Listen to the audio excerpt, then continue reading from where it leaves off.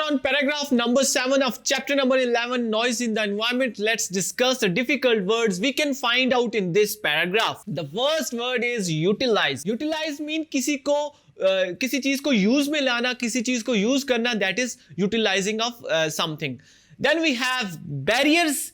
Barrier means inhibitions of something. Inhibitions किसे कहते हैं? रुकावटें, जो किसी खास चीज में कुछ बैरियर्स होते हैं, कुछ रुकावटें होती हैं किसी भी, फॉर एग्जांपल हम कोई लॉ इंप्लीमेंट कर रहे हैं तो कुछ बैरियर्स यानी कि कुछ रुकावटें जो सामने आती हैं उनको हम इंग्लिश में बैरियर्स कहते हैं. Then we have expedite. Expedite means वो काम जो जल्द से जल्द किया जाए उसको हम एक्सपीडाइट कहते हैं. Then we have prohibit. Prohibit mean किसी चीज से मना करना, किसी चीज की मुमानियत को हम प्रोहिबिट कहते हैं. Students, paragraph number 7. In this paragraph, writer is coming towards solutions. क्योंकि पिछले पैराग्राफ्स ने पहले राइटर ने क्रोनोलॉजिकल ऑर्डर को फॉलो किया. पहले कॉजेस बताए, फिर उसके बाद इफेक्ट्स बताए कि कैसे मेंटली और फिजिकली ये अनवांटेड नॉइज हमें अफेक्ट कर रहा है.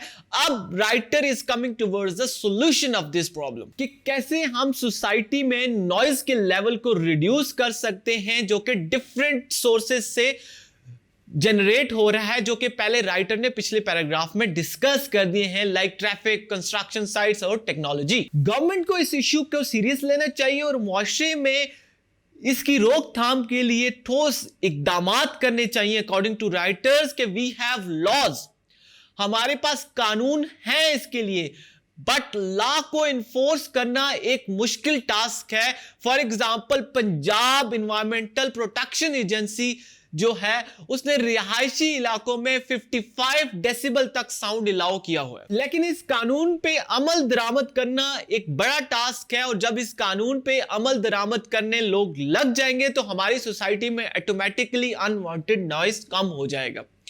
उसके बाद ट्रांसपोर्ट सिस्टम में कुछ ऐसी तब्दीलियां लाना जिसकी वजह से साउंडलेस व्हीकल्स को इंट्रोड्यूस करवाना, कि मुआशरे में साउंडलेस व्हीकल्स इंट्रोड्यूस करवाई जाए जिसकी वजह से मुआशरे में ट्रैफिक की वजह से जो नॉइज क्रिएट हो रहा है वो भी कम हो. Then we have residential and commercial areas के लिए रूल्स रेगुलेशन बनाए जाएं.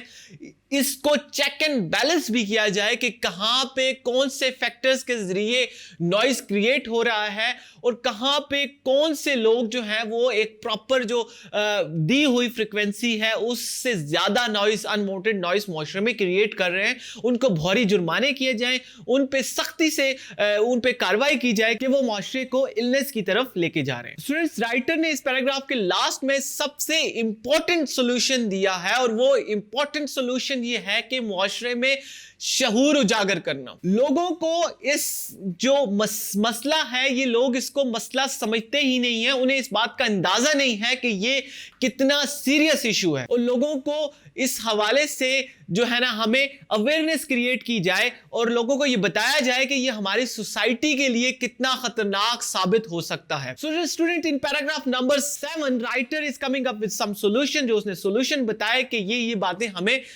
मद्देनजर रखनी चाहिए अनवांटेड नॉइज को कंट्रोल करने के लिए. I hope you understand this paragraph. Let's move to paragraph number 8 which is the last paragraph of this chapter.